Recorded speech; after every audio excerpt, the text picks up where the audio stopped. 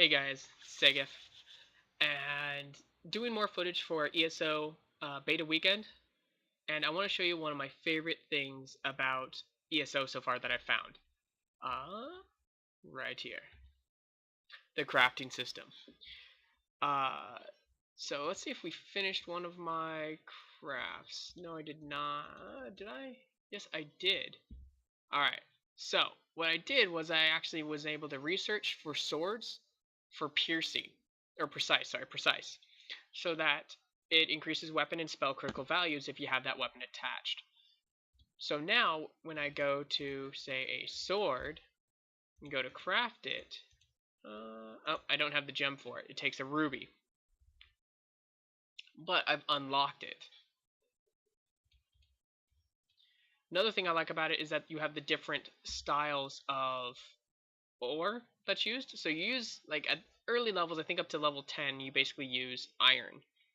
And iron is used then to increase, like, you have your base pattern, which this sword takes 3 iron.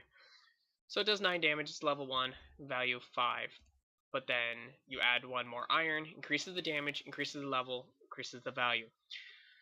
So they don't really change the pattern so much. So it's not like other games where it's like, this is your level 5 sword, it takes this, this, and this, and then in order to make a level 7 sword, it's a completely different recipe. And so what you do, in all standpoints, is you take the base recipe and you just improve it slightly by adding a couple more materials. And so it makes it very easy to just upgrade because you already know what you kind of need. It's like, well, at level 1, I needed 3 iron.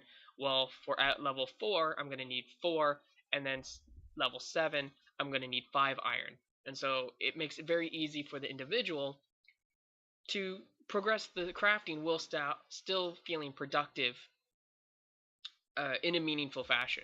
Unlike where, in order to make level 1 stuff, you have to farm all this crap, and then level 5 stuff, almost a completely different set of stuff. Another thing I like is the style.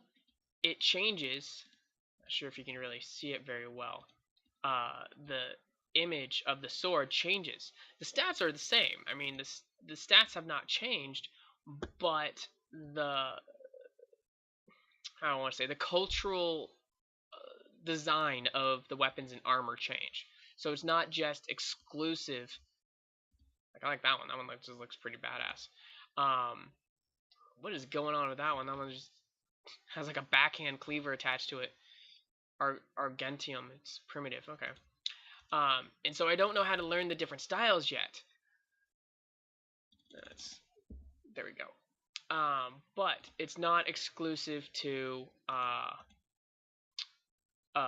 weapons. It's also to armor, shields, all the different types of armor as well. Heavy, light, medium, even the different stats. So your elemental stabs and your restoration stabs will all have kind of similar things as well. And then, let's see, do I have any armor that I can research yet? No. So let's research. What can I research for the axe? So the axe states I can research sharpened. So we'll hit R. So basically what you'll do is you lose this weapon to get the special ability that says increased armor and spell penetration by 6%. But from here on out, you will be able to attach that to an item. So let's go ahead and do that. Research trait. And then it takes 6 hours to research.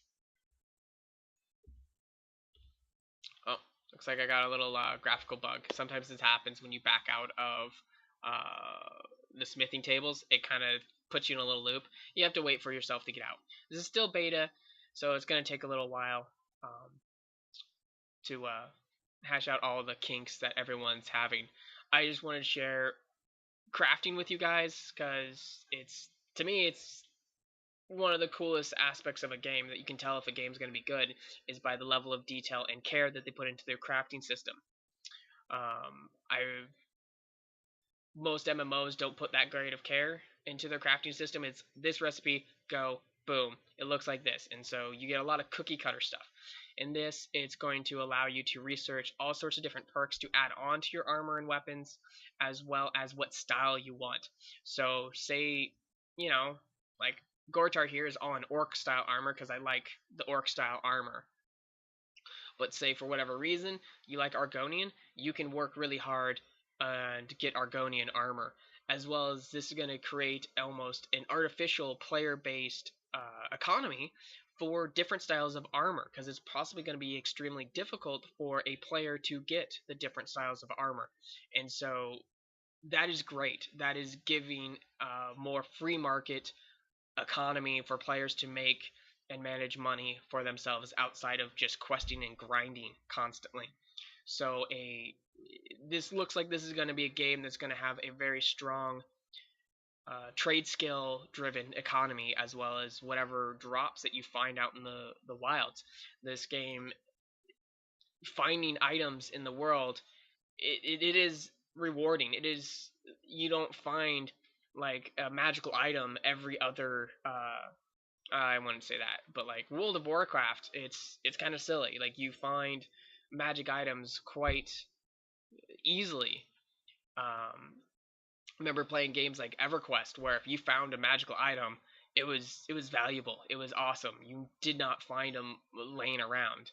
While in other MMOs, you can kill a level 5 boar and get a level 4 magical item.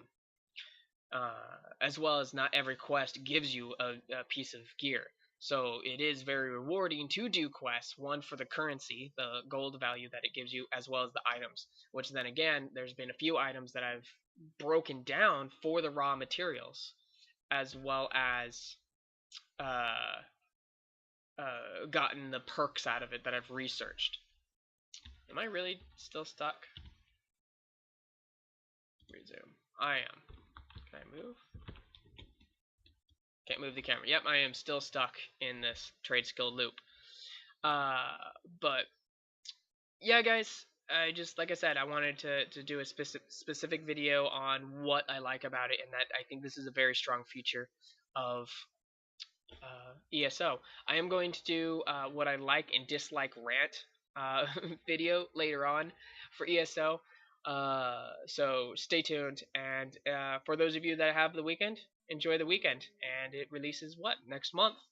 All right, bye guys.